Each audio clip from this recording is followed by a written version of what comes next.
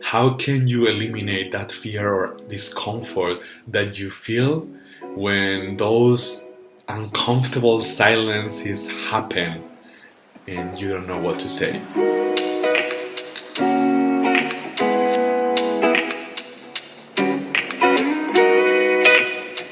Hello, my name is Loto Vázquez. I'm the author of the book Happiness is Easy and of the method FearHacking Method and a few other things that you can check out in my social media here. In this video, I want to answer this question that the amazing Victor has asked me. Thank you very much for the question, Victor, and thank you very much for you to watch and keep asking questions, whoever you are and wherever you are in the world.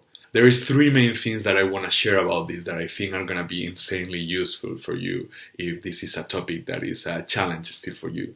The first one is my rule on the 14 minutes of interaction, and it's quite radical, but it's really, really powerful to reflect on what are the relationships that we are allowing in our life, and if you are meant to be in that interaction or that relationship or not really, or not for more than 40 minutes. But to know more about that rule and how to apply it, check out this other video that I created because I think it requires a video by itself. But there is another option, and the second option is that you are actually meant to be in that interaction, that it's important, that it's valuable for both of you. And then there is two things that you can do. The first one is to apply the FearHacking method, always. And the pillars of the FearHacking method, if you haven't heard about it before, are attention, intention, and action. A specific way to apply attention, intention, and action. And that it's fear-hacking attention, fear-hacking intention, and fear-hacking action. And there is two categories, the inner dance and the outer dance. We're going to focus now in the inner dance. So fear-hacking attention in the inner aspect of it is to give your attention to the most intense sensation, to that sensation of discomfort that you may have when that silence shows up. And maybe it's here in your chest and in your throat. Like it is right now for me when I imagine that situation. Give your full attention to that sensation. Second, intention. Have the intention to not react to it. That's it. Just to not react to it. To allow it to be there. And third, action. In this case, you want to expand your posture and your breathing.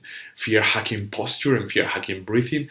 It's, in other words, the posture of the baby and the breathing of the baby. Like this.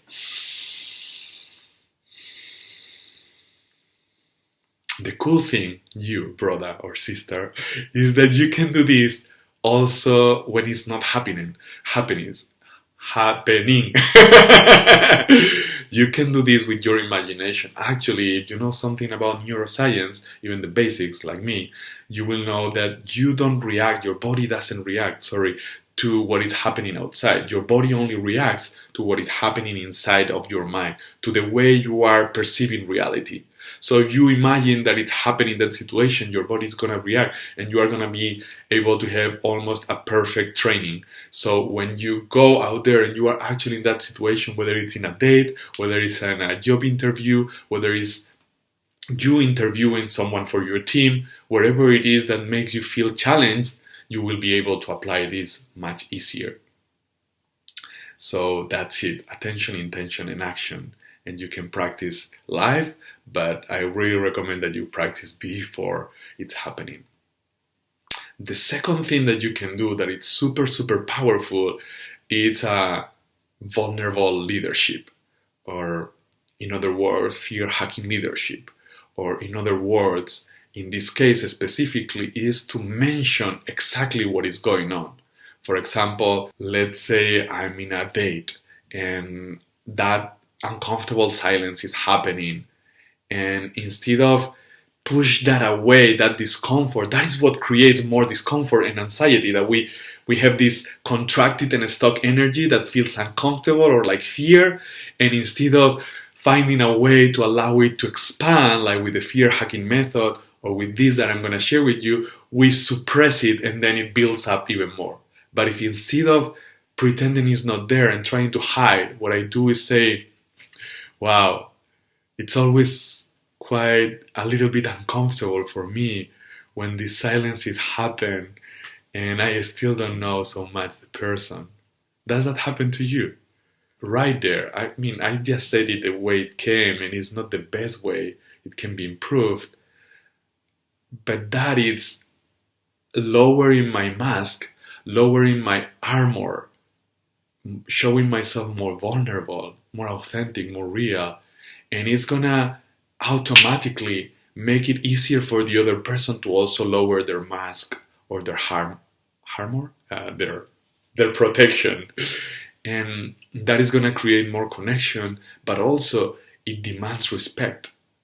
Anyone being comfortable enough with their discomfort demands respect. And that is what you are going to experience instantaneously, or at least medium term, when you start practicing this. When you start to show up in experiences where you feel uncomfortable, but you still manage to stay in your center. So, doing a short recap, 3 things that we have covered is: one is the 14-minute rule that you can check in this other video. Second is, if you are meant to be in that interaction, is to apply the attention, intention, and action, the fear hacking attention, intention, and action in the inner version. And that is giving your attention to the most intense sensation, having the intention to not react or to fully allow the sensation, and to act with your fear hacking posture and fear hacking breathing to allow that energy to more easily, gracefully, and fast expand instead of being stuck and contracted. And third, to be a vulnerable leader, a fear hacking leader, to express exactly what is going on, and with that show that you are able to be comfortable enough with your discomfort, so that you are leading yourself instead of reacting. I hope this was useful, and if it is, I hope to see your comments. I hope to see following up questions. If I have the answer, I will do my best to always answer to your questions. I read every one of your comments, and if you feel this can be inspiring for someone else, please share it. Like always, devour your fears, your excuses, follow yourself, follow your gut, and live your purpose. Live the life you dream.